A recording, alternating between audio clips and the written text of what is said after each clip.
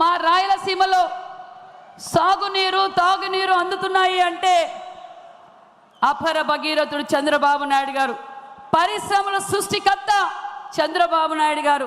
ఈరోజు కియా లాంటి ఇంటర్నేషనల్ సంస్థలను పరిశ్రమలు ఇక్కడ తీసుకొచ్చి మరి ఆ కియా లాంటి పరిశ్రమలు రావడం, కొరియాలో ఉండే సూర్యుడిని ఆంధ్రప్రదేశ్కి తెచ్చిన చంద్రుడు మన చంద్రన్న అన్న విషయాన్ని మీకు తెలియజేస్తున్నాం. మరి ఈరోజు కియా లాంటి పరిశ్రమలు రావడం వల్ల రోజుకి 20 కోట్ల రూపాయలు రాష్ట్రానికి సంపద వస్తుందన్న విషయాన్ని తెలియజేస్తున్నాం. డైరెక్ట్గా ఇండైరెక్ట్గా 1,00,000 మంది ఉద్యోగాలు లబ్ధి పొందుతున్నారన్న విషయం కూడా తెలియజేస్తున్నాం. రాయలసీమ అభివృద్ధి జరిగింది అంటే మాన్యశ్రీ ముఖ్యమంత్రి చంద్రబాబు నాయుడు గారు. నిజంగా ఈ రాయలసీమలో మాకు అవకాశం కల్పించడం చాలా గర్వంగా ఉందనే విషయాన్ని కూడా తెలియజేస్తున్నాం.